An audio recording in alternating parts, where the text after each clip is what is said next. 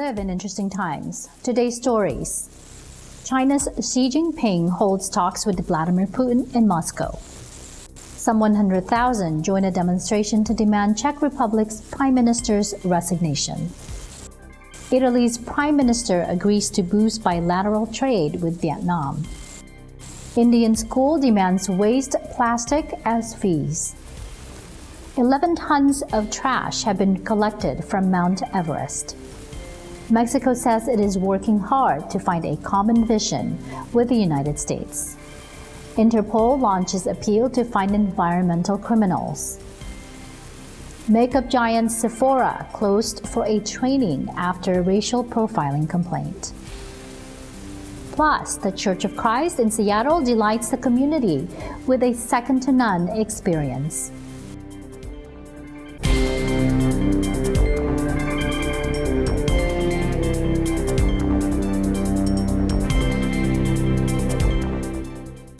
Hello everyone, I'm Anna Kui, bringing you stories from around the globe. And this is Eagle News, Washington, D.C.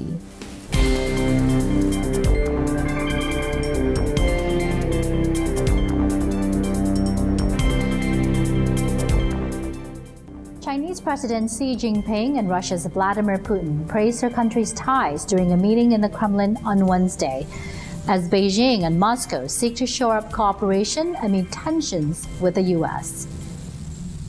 Putin said the visit was a key event in relations between the two neighbors. Xi, who was received with full honors when he arrived at Moscow's Vnukovo airport, said, quote, "Our relationship will be better and better." The trip comes 5 years after Moscow's annexation of Ukraine's Crimea Peninsula led to a serious rift with its Western partners and subsequent turn toward its neighbor to the east. The Russian president said, quote, "In recent years, thanks to your direct participation, the relationship between Russia and China has reached an unprecedentedly high level." In an interview with Russian media ahead of the visit, Xi said China and Russia have strong political mutual trust and support each other firmly on issues concerning each other's core interests and major concerns. Putin's foreign policy aide, Yuri Yushakov, earlier said Xi and Putin would sign a new declaration on their global partnership and strategic cooperation, which are entering a new era. The Chinese delegation brought 2 pandas as gifts bound for the Moscow Zoo. Yushakov said, "The animal is a symbol of China and the gesture is very important to our partners." He added the partnership is yielding increasing trade, which has increased by 25% in 2018 to hit a record $108 billion, calling China Russia's most important economic partner. Alexander Gaboev, who heads the Asia program at the Carnegie Moscow Center, said Russia may have had unrealistic expectations from its pivot to the east following Western sanctions over Ukraine. He said, nevertheless, China's share in Russian foreign trade has nearly doubled since then. He said the pivot really is happening. Despite all the difficulties, China became a significant creditor and rather significant investor in Russia at a time when many other investors preferred to pack their bags. Around 100,000 Czechs filled Prague's Wenceslas Square on Tuesday to demand the resignation of Prime Minister Andrej Babis in the biggest demonstration the country has seen in decades. The 64-year-old billionaire was charged last year in connection with a €2 million or $2.25 million EU subsidy scam, while an audit by the European Commission ruled that he has conflict of interest as a politician and entrepreneur. Benjamin Roll of the Million Moments for Democracy NGO, one of the organizers, told the protesters, quote, "Andrej Babis gives us a new reason to protest every week. We've had enough." Tuesday's protest was the largest in a series that began in late April against Babis and his Justice Minister Marie Benesova, who is suspected of putting the brakes on legal moves against the Prime Minister. The Commission suspects that the Slovak-born Babis, who is the Czech Republic's second wealthiest person, still rakes in profits from the company he founded. Brussels has also halted subsidies to the food, chemicals, and media Agrifert holding, pending the audit verdict. Babis transferred Agrifert to a fund in 2017, months before becoming prime minister, to avoid a conflict of interest. But a public Slovak registry still lists him and his wife as the final benefactors of Agrifert's unit in Slovakia. According to a draft text to be finalized in the coming months, Brussels is asking the Czech Republic to reimburse 17.4 million euros worth of subsidies. Last Friday, Babis vehemently denied any conflict of interest. He told lawmakers on Tuesday, "This audit is an attack on the Czech Republic. European bureaucrats have disdain for Czech laws." Italian Prime Minister Giuseppe Conte meets his Vietnamese counterpart Nguyen Xuan Phuc during his official visit to Hanoi as both countries aim to raise bilateral trade to $6 billion in 2020. Ngài Thủ tướng và tôi đã nhấn mạnh sự cần thiết và ủng hộ việc sớm ký và phê chuẩn hiệp định thương mại tự do EVFTA và hiệp định bảo hộ đầu tư EU EVFTA nhằm thúc đẩy hơn nữa quan hệ kinh tế thương mại đầu tư với Việt Nam và EU cũng như với Việt Nam và Italia là những nền kinh tế. L'interscambio ha raggiunto nel corso del 2018 all'incirca 4 miliardi e 400 dollari e ci siamo detti che dobbiamo assolutamente incrementarlo. Ci siamo posti degli obiettivi anche ambiziosi, abbiamo ragionato nel corso dell'incontro di portarlo a 6 miliardi. One school in northeast India has taken a noble approach to addressing the scourge of plastic waste by making its collection a condition of free attendance. Every week, the 110 pupils at the Akshar Forum School outside Dispur in Assam state must bring up to 20 items of plastic gathered from their homes and the local area. When we first asked parents in the village to send the plastic, they didn't have much interest in participating in the recycling efforts. So we instituted a policy called plastic school fees. In lieu of school fees, in lieu of actual money that the parents don't have to pay any money for the school, but we tell them, instead of money, send us your plastic from your homes. The fact that the children now go from home to home asking for plastics has also increased awareness in the local area. According to local non-governmental organization Environ, Dispur alone, home to just under 1 million people, produces 37 tons of waste rubbish daily, a 7-fold rise over 14 years.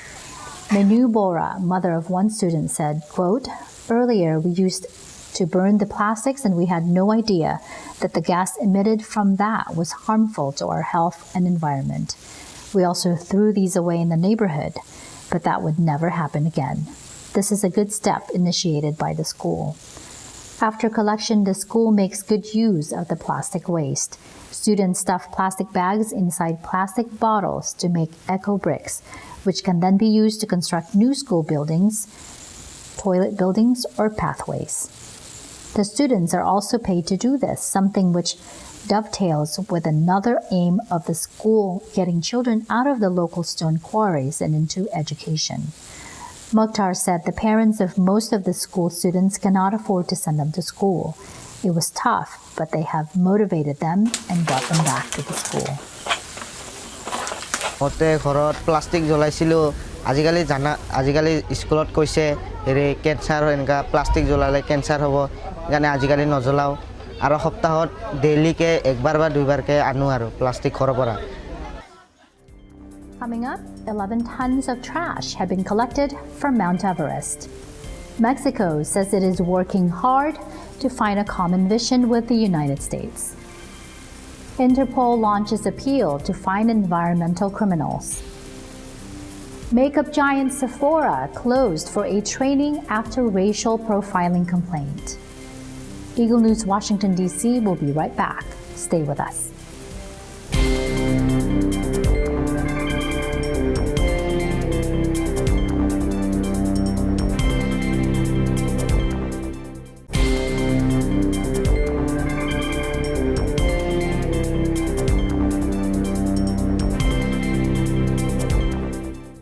Welcome back. You are watching Eagle News, Washington, D.C.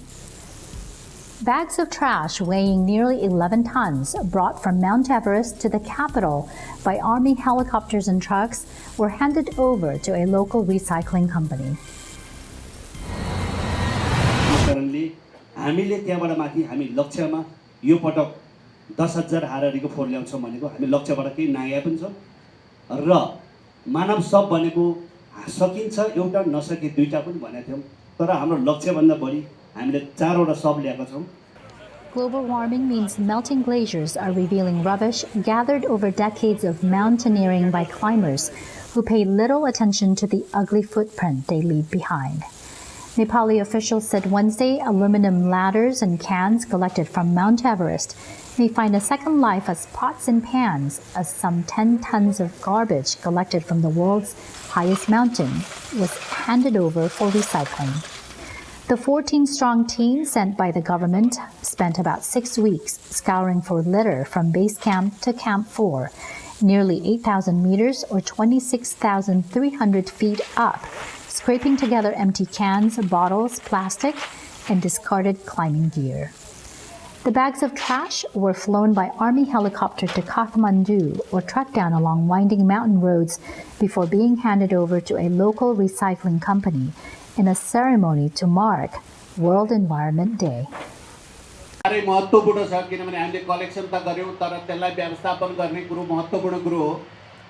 The trash will be manually divided into different materials and then recycled accordingly. Generally, big volume is metal, aluminum, and glass, and metal heavy and light. Recycled. Fluorescent tents, discarded climbing equipment, empty gas canisters, and even human excrement littered the well-trodden route to the summit of the 8,848 meter or 29,029 feet peak. Governments on both sides of the mountain have been battling the human waste and trash left by an increasing number of climbers. 6 years ago, Nepal implemented a $4,000 rubbish deposit per team that would be refunded if each climber brought down at least 8 kilos or 18 pounds of waste, but only half of the climbers returned with their trash. In February, China banned non-climbers from accessing its Everest base camp in Tibet in an attempt to clean up its side of the mountain. Mexican Foreign Minister Marcelo Ebrard says the country is working very hard to find a common vision and avoid the punishing import tariffs U.S. President Donald Trump has threatened to slap on his southern neighbor, ahead of talks in Washington, D.C. Well, we are working very hard in order to and prepared in order to have the meeting tomorrow with the administration in order to listen from them their points of view, their concerns, and to present the Mexican point of view and the solutions that we can have in mind together, because this is a solution that requires a common vision. It's impossible to have different or opposite decisions in Mexico and the United States. The people coming here are not Mexicans mainly.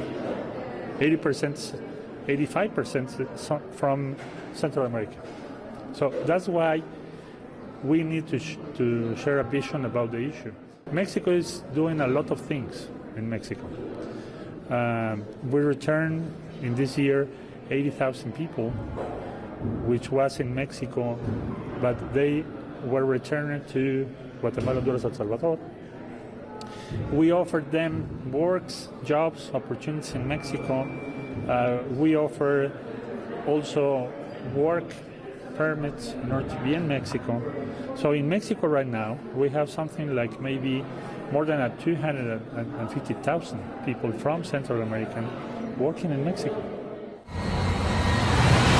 To mark World Environment Day, Int'l is launching a public appeal to help tracking down 7 international fugitives wanted for environmental crimes. We've highlighted 7 criminals wanted in various countries, including China, Greece, Kenya, Eswatini, so from all over the globe, who have outstanding red notices about them for environmental crimes, that we want the public to assist Interpol in locating these fugitives and bringing them to justice. What police forces are alleging is that these criminals were involved in various sorts of environmental crime. This included illegal logging, poaching, smuggling of ivory, for example. So it covers the wide range of environmental crime challenges that we face today.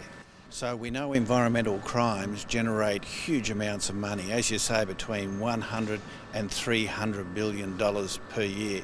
It's very hard to pin down because there's money laundering, unfortunately corruption, and all sorts of financial crime, violence and murder, all associated with environmental crime. So it makes it really hard to give accurate estimates.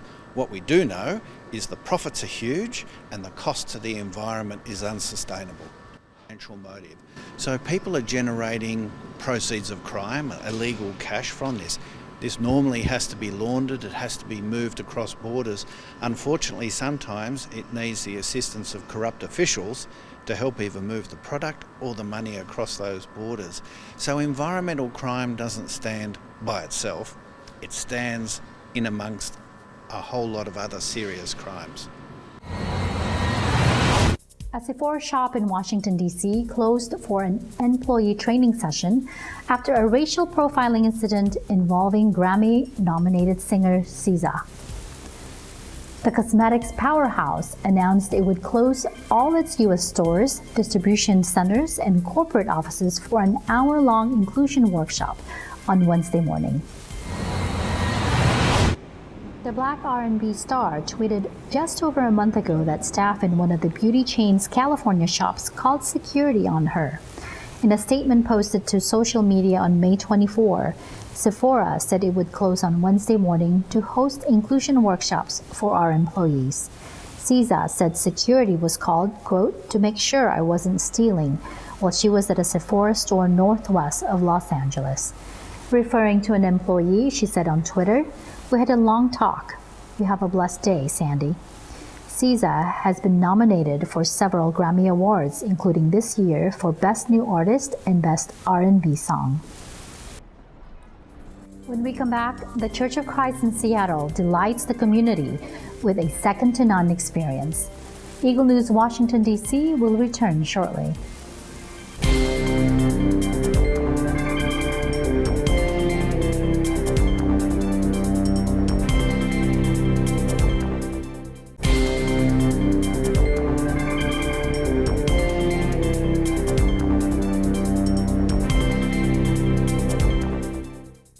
This is Eagle News, Washington, D.C. I'm Anna Cui.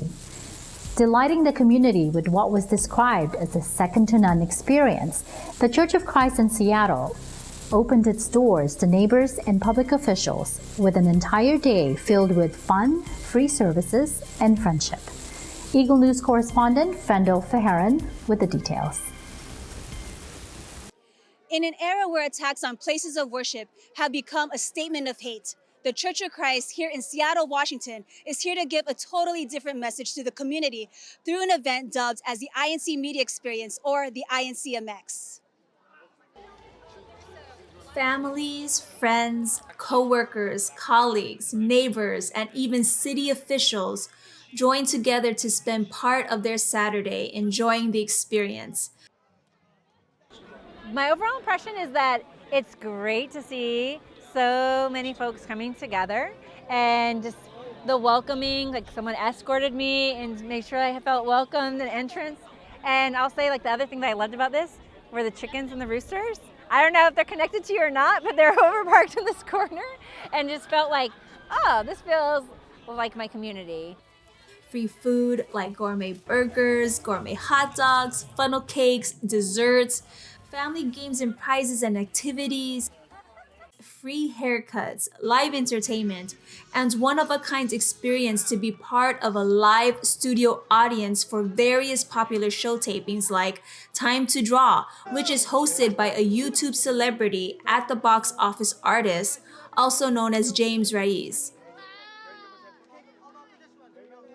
I feel that like the community's coming together as one, and we're having fun and just being ourselves, and it's really comfortable. And it affects a certain group of people because they don't know, if they're safe to go to these public places. We're actually opening up our compound to the whole community to show them that we're here, that we exist. We're the Church of Christ, and we want to make our presence known, and that no matter what happens, we're here for the community. The cherry on top of it all are the stories being shared, the contagious smiles from face to face, the moments of sincere connection. The positive and genuine energy of all ages are undeniably harmonious, leaving an imprint defining community. I'm completely disgusted about attacks on churches today, particularly in my community, but I'm concerned about what has been happening all over the country. But what this church, the Church of Christ, has done, in light of somebody trying to burn the whole church down for no reason whatsoever, and then I was amazed to read that the response was, let's continue to reach out to the people and show love. And as a result, folks all over the community paid attention. Some of them came to the church. But even broader than that, when they found out about this event today, and that the church had raised enough resources to make all the booths free of charge for everybody, everywhere I've gone in South Seattle, they said, this idea is second to none. Let's keep it going. Like what we've heard and seen here today, love is truly in the air. Reporting from the INC Media Experience here in Seattle, Washington for Eagle News, I am Frendel Feheran. I'm one with 25. Thanks, Frendel. That is today's Eagle News, Washington, D.C. Join us tomorrow for stories that matter to you. Visit our websites at eaglenews.ph, eaglenews.net, and eaglenewslive.com. Follow us on facebook.com/eaglenewsph and on twitter.com/eaglenewsph. Thank you for watching. I'm Anna Kui, and I'm one with 25.